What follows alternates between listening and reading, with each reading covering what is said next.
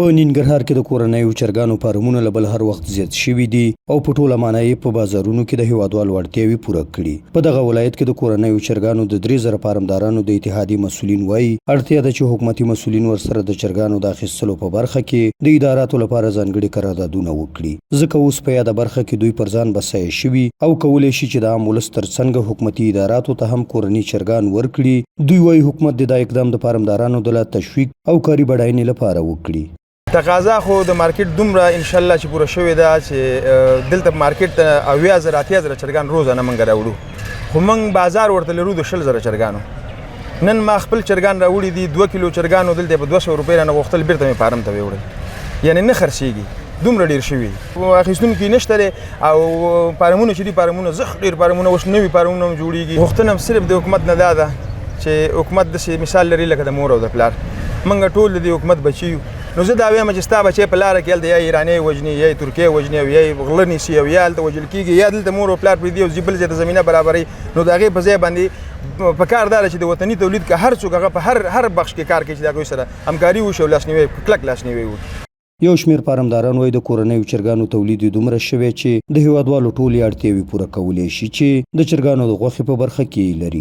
دوی وایي که پاکستاني چرګان په چورلټ ډول بند شي له یو لوري به فارمداران تاوان نه کوي او له بل پلوه به په کور دننه د یاد کاروبار لپاره لا نور خلک پانګه اچونې ته زړه ښه کړي. چې دا کلک بند سي، دا پاکستاني دا چرګان بند سي او دا د افغانستان خپل چرګ او خپل پولټي او خپل دانه دا په دې ملک باندې کامیاب ده چې دا په دغه ملک وچلیږي او دا د موږ خپل د افغانستان کامیاب سي. موږ غټه کامیابېدل افغانستان غواړو چې کامیاب سي. هېڅ ورته احتیاجات نه لرو، که هغه راځي دا دې بند کړي موږ په مغه کار وکړو، که هغه د بندي موږ د پرېږدي چې روزانه خپل د وطن آباد کړو. ځینې نور فارمداران او د کورنیو چرګانو کاروباریان بیا د هیوادوالو ګیله کوي چې د خپلو کورنیو تولیداتو استفاده نه کوي. دوی وایي کله چې دوی د کورنیو چرګانو تولید له دې عمله کم کړي چې په مناسب نرخ نه پلورل کیږي، بیا هیوادوال پاکستاني چرګان په لوړو بیو هم رانیسي. خو اوس چې ان 2 کیلو چرګ په 200 افغانۍ پلوري بازار یې سوړ دی. همدغه پاکستاني چرګ 2 کیلو په 300 روپۍ خرڅېدو ټول خلک ښه خوشحاله وو.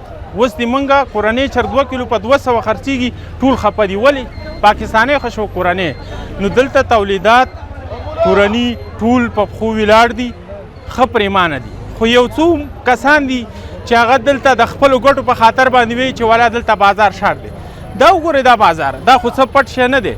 روزه بازار وګوره، دا نن په بازار کې 2 کیلو چرګ په 200 روپۍ خرڅېږي، نو د دې نه ښه بازار چېرته دی؟ بل لور ته د ننګرهار د زراعت ریاست د مالدارۍ د برخې مسؤلین وایي د مشرانو سره یې په دې تړاو خبرې کړي. له 2 کیلو پورته غوښه لرونکي چرګان بند شوي او هیڅوک اجازه نه لري چې له پاکستانه یې راوارد کړي. دوی همدارنګه وایي په دې کار روان دي ترڅو خپلو تولیداتو ته اولویت ورکړي او په راتلونکي کې پاکستاني چرګانو ته هغه وخت د راواردولو اجازه ورکړي ترڅو دلته ورته اړتیا پیدا شي. او که کورني چرګان د خلکو اړتیاوې پوره کړي بس نه کوي او پاکستاني چرګانو راواردولو ته اړتیا نه پیدا کیږي. موږ څه وخت مخکې یو کمیسیون د ښاروالۍ سره او د بعضې ضربته ارګانونو سره ولایت مقام ته هم پیشنهاد کړی چې یو کمیسیون جوړ شي او دغه کمیسیون به د مارکیټ نه څارنه کوي، د فارمونو نه به څارنه کوي، د دوی د نرخ نه به څارنه کوي. موږ دلته داخلي تولیدات لرو، د پاکستاني چرګوړو واردولو ته اوس موږ ضرورت نه لرو. کله چې احیانا په مارکیټ کې زموږ چرګوړي کم شي او چرګانو تولید نه وي داخلي تولید، نو بیا د تجاران پوهېږي هلته د مارکیټ وضعیت ګوري، دوی په خپله بیا د پاکستان دغه چرګوړي راواردوي.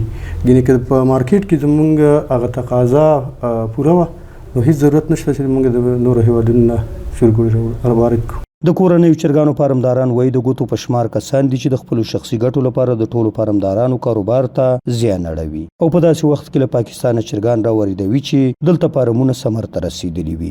د دوی په خبره په ننګرهار کې چې کله کورني چرګان ورسېږي پاکستان د خپلو چرګانو نرخونه له دې امله ټیټ کړي او افغانستان ته یې راوړل زیات شي ترڅو افغان فارمدارانو د کورنیو چرګانو کاروباریانو ته نه جبرانېدونکي زیانونه واوړي. سحر ګل هوریت راډیو ننګرهار.